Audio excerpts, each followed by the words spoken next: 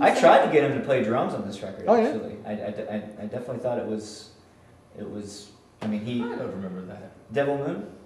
Oh yeah. His the Devil Moon drum part is his. Like he had this thing all kind of worked out. At least half of it, like the central idea was, and then yeah, I just thought it would be cool to like lay it down like that, but it ended up. Unfortunately, I suck at drums.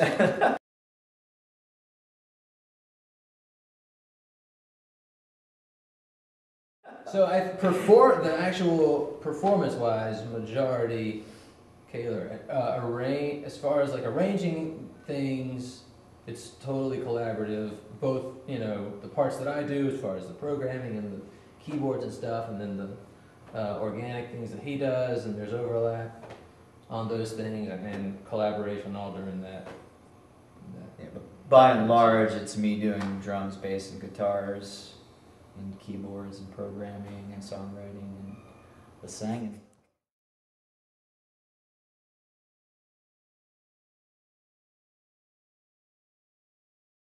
It's usually, I mean, sometimes, like Auto Happy, which is on this record, was, the drum, like it was programmed, and there was synth bass, and then there was a lot of keys already on there. So, but that one actually took I mean, we had to like, we did the drums for real, and so I mean, that's probably the most I'll get, and then the least would be just like a piano vocal kind of situation. Damage Points, the opening track, was the last thing that was added on this record, and and the first time I heard it was just him like on a piano in person, and yeah, it was great.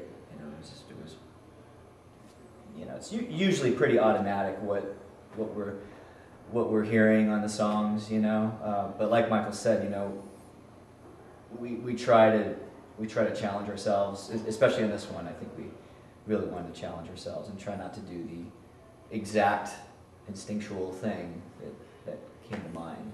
Some songs like "Say You're Still Lonely," it was just like bam, bam, bam, pretty normal progression of arrangement. But then, like Auto Happy, just took a while. It kept trying to like make it better and better, and redoing guitar after guitar. but it's great. I mean it's what the song calls for.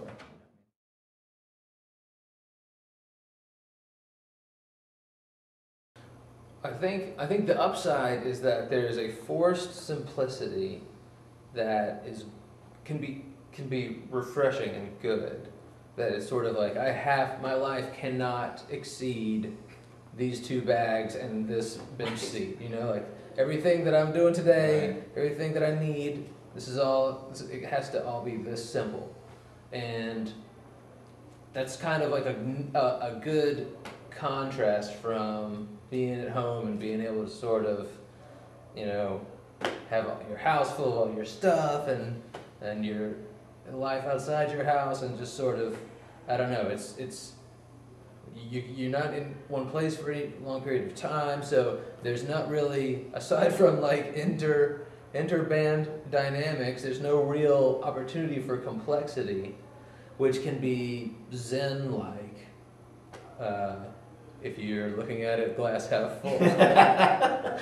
I'll add to the simplicity of, like my home life back, is, I'm doing multiple things back home, in the studio and playing gigs and doing this and that, and then just being able to focus on the live show every night. It's a pleasure, especially when you get to play a venue like this where,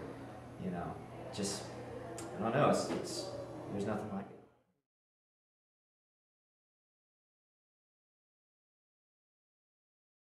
it. For us, I mean, the money would be nice, I guess. But then all the other things that come with it are pretty unnecessary, in that distribution isn't really an issue.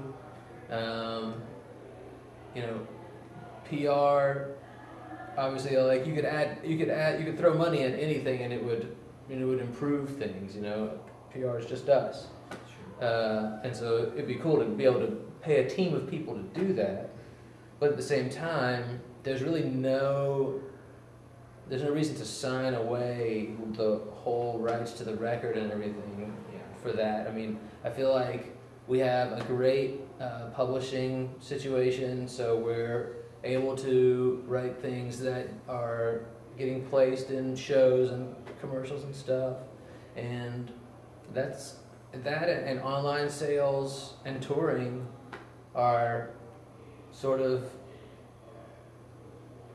kind of keeping us going at this point. And I don't know I'm not sure what real benefit there would be. You know, our career is relatively fully formed, our identity.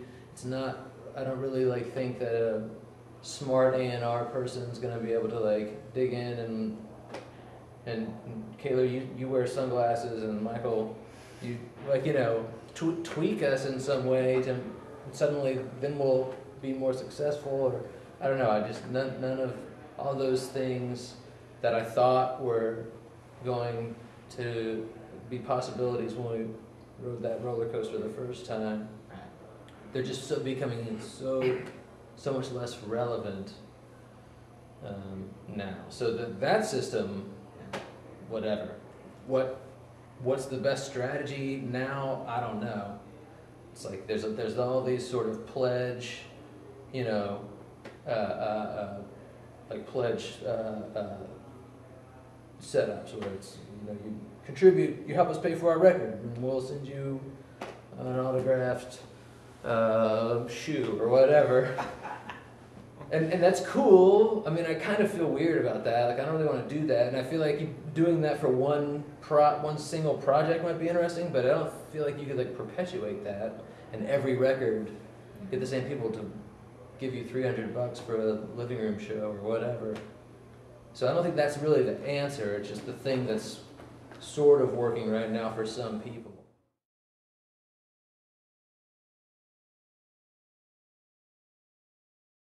I think we're going to keep making records. We're going to keep making records and keep playing as much as possible. We both have other things that, you know, besides touring that we can do and enjoy doing. And Kaler's producing other artists and stuff, and I've been doing music and sound for video games, some on the side. I'm a pretty big dork. That's a passion. So and I love writing for TV and stuff. So there's lots of, you know, it's always like, all right, what am I going to retire to when I'm old enough to where no one wants to come see me play anymore? I'm always sort of thinking about, wondering what that is, or what's the second half of my life going to be like? Because it's probably not going to, you know, I mean, it'd be great if we could kick it, you know, Paul Simon style and just tour till we're in our 70s or whatever. But yeah, I think that's the scariest thing for a lot of musicians, where even if you reach a you know, basic level of success, oh yeah, there's still the whole second half of your life where you're probably not going to be able to do the thing you're currently doing. Right. So certainly couldn't do this tour 10 years from now. That's for sure.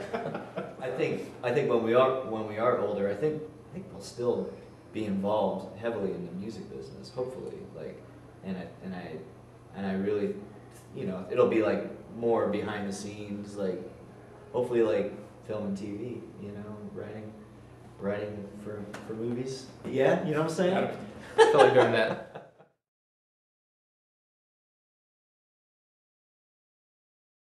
Oh, you son of a bitch. I would go Radiohead. Yeah, I'd go Radiohead too. Yeah. Love them both. Can't believe you guys would say that in Chicago. Yeah, I know.